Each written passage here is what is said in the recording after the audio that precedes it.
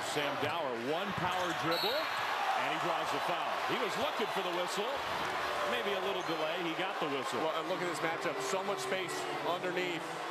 Stephen Holt sees it right away. Pangos does the right thing, trying to come up over the top and front, hoping that help side and weak side defense was going to be there. Sam Dower a little slow in his rotations over. So he got that bucket, but he also just picked up his second foul. There's still 12:15 to go in the first half. Sam Dower, such a good shooter overall. Inexplicably, he was not a very good free throw shooter last year. He's gotten a lot better. He's just improved his game in all. I mean, he's rebounding the ball a lot better. You talk to this coaching staff, they'll tell you the biggest reason why his minutes have started to increase after somewhat of a sluggish start at the beginning of the season has been because of his commitment to rebound, his commitment to want to play at the defensive end of the floor. Dellavedova through traffic. Got his own bad pass back off of Karam. Avoided the turnover. Here's Mitchell Young just into the game. Sweeps across the lane. And he draws a foul against Dower. Timeout here from Moraga. Early on, Gonzaga with the 2-point lead. Well, this week ESPN celebrates the life and legacy of Dr. Martin Luther King Jr. Tonight, we're focusing on the historic March on Washington in 1963, where Dr. King, of course, delivered his famous I Have a Dream speech. In the audience that day, maybe the all-time greatest basketball player, Bill Russell, who grew up just a few miles from where we sit here tonight. He was there that day.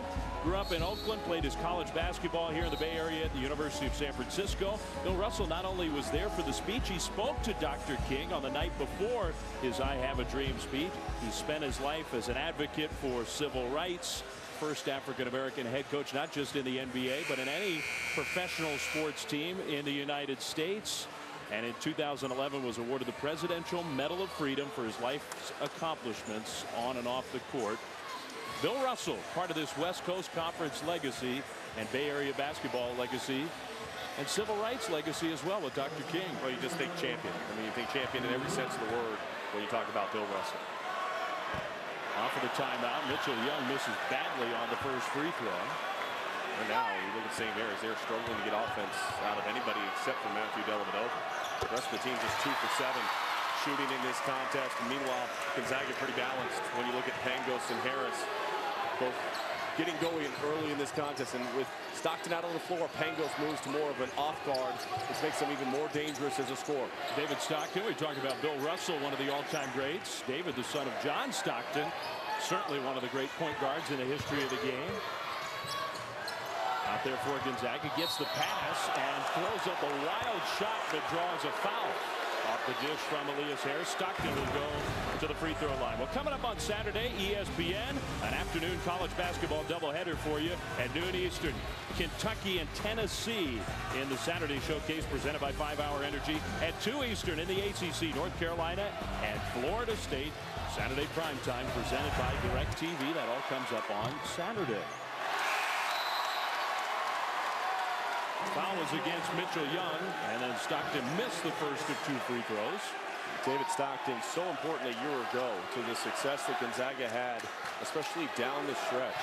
He really earned himself the minutes, continued to improve his game, made multiple big plays, including the WCC championship game. And he's played well this year for Gonzaga, but he also has to contend with Bell and Pangos, the freshmen who are so talented and playing at such a high level. Minutes out there for Mark Few.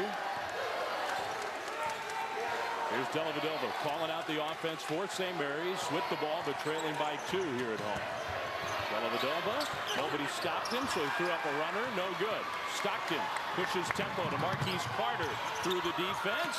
Missed the shot, Jones for the rebound. The last possession with Robert Sacre on Matthew Dellavedova. Jones missed a 3. Dower rips away the rebound from Young. That's part of that improvement you're talking about with Sam Dower. Good pass from Stockton to Sacre. Couldn't fight through the double team. And Dower missed the follow attempt.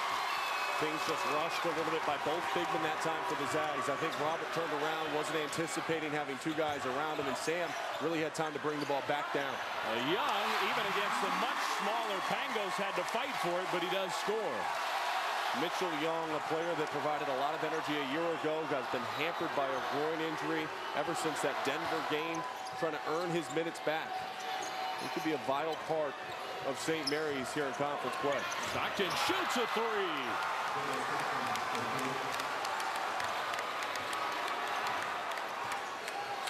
Good court awareness by Stockton, coming out from underneath, ready to shoot. Steindl ready to shoot. Good.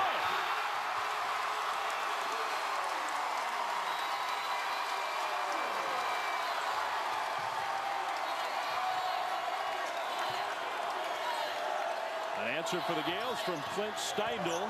And that ties the game at 18. Sacre again, that position down low. But again, he missed the shot.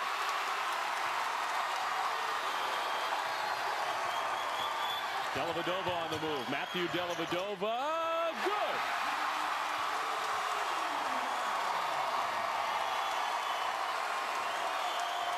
St. Mary's right now able to get a couple of good looks after that Stockton three-point shot, and a lot of it comes because of the way they're hurrying up Gonzaga. They're speeding them up at the defensive end of the floor.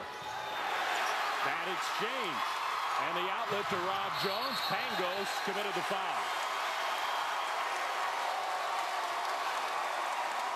You must avoid playing faster than you're accustomed to. And right now, Gonzaga's been sped up. And meanwhile, St. Mary's so comfortable in this building. Clint Steindl, who's really not shot the ball well as of late, coming back from that injury. And then Matthew Dellavedova down the lane. It's the second time we've seen him with that sweeping layup.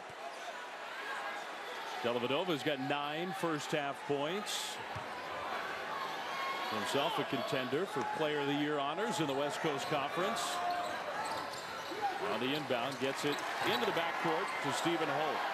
And now the Gales can run their half-court offense. A touch for Waldo down low. Nifty move. Missed the shot, but draws the foul.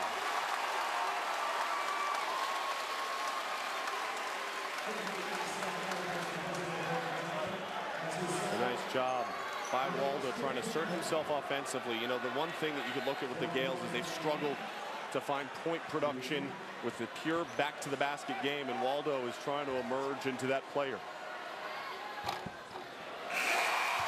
Gets the first free throw to go. Well, we referenced this rivalry, Sean, today on Twitter. You were having a little discussion about the best rivalry in each region of college hoops. And so we've asked you, you go ahead and respond to that tweet at Sean Farnham, and the best tweet and the best response we'll throw on the air here in the second half of the game. There's some great rivalries across this country. You look in the West region of the United States, I think it's easy to say UCLA, Arizona, but I think, as you mentioned off the top, this rivalry between these two schools is as heated as you'll find on the West Coast. And these two programs have just played at such a high level now for so many years in a row.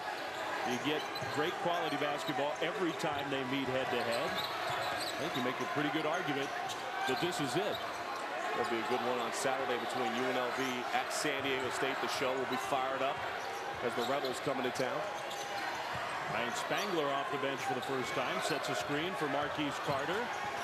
Harris posting up down low. Young played pretty good defense on him, and Harris traveled.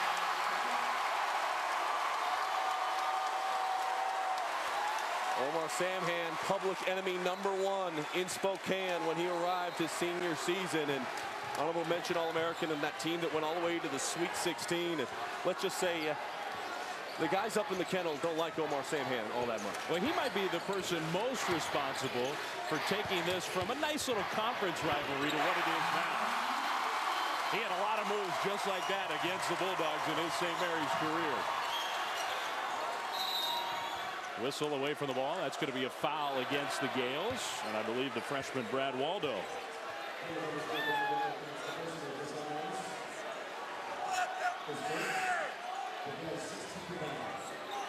Both teams nearing the bonus.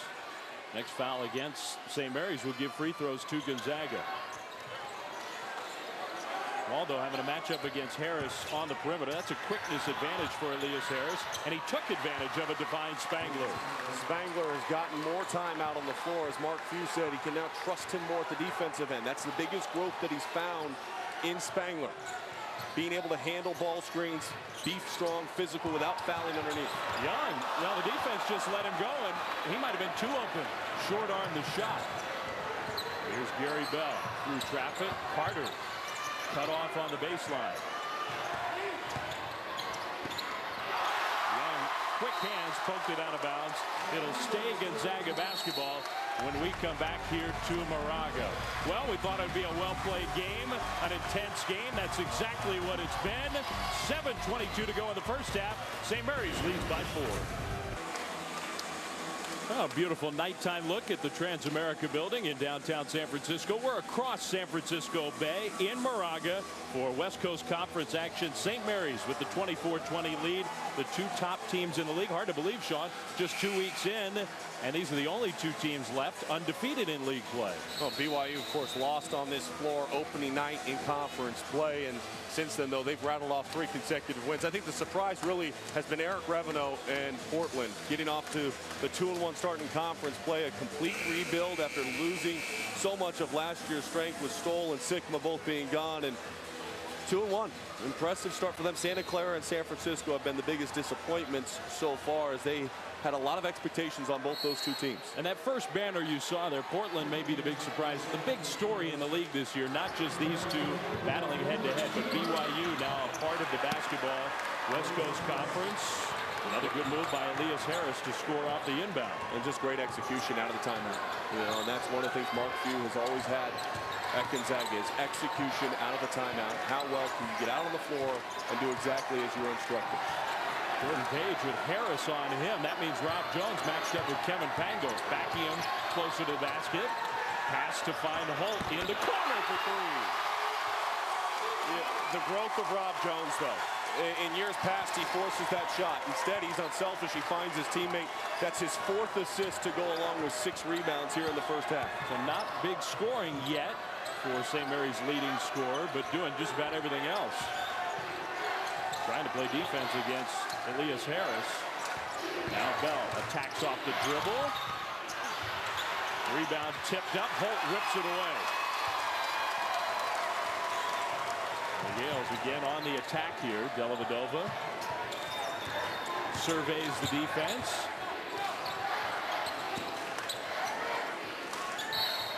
Now a whistle, and that's going to be a foul against Gonzaga.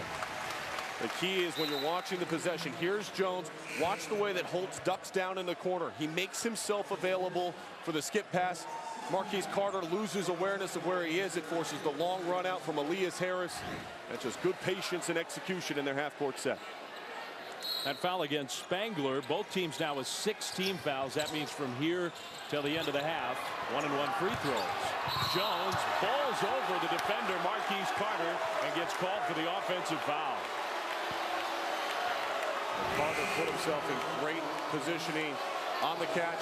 Watch him drop back and step down as Jones turns and lowers the shoulder. Carter goes to the bench, but a job well done on defense. Rob Jones with 2 fouls stays in, so he's got to be careful now.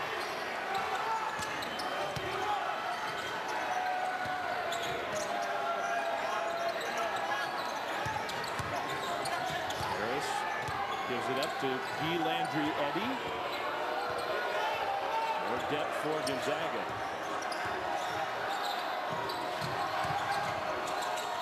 Gary Bell wide open. His 3 is good. Beautiful release on his shot. Excellent acceleration off the screen to create space. Waldo had his shot blocked, kept it alive. Page passed up the 3, missed the 2, but there's Waldo.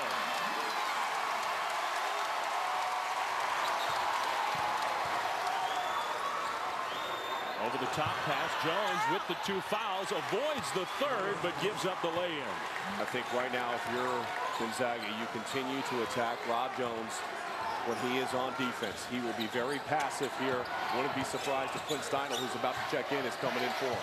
Page from the corner, his 3, no good. Elias Harris having a big first half here. Pretty good job of defensive transition by St. Mary's in this game, and that was a major concern for Randy Bennett coming in. Pangos finds Sacre. We got a huge mismatch underneath, and finally they change it out. Landrietti, and the defense gave way, and he missed the layup and might benefit from it. Well, and I think it might be the third personal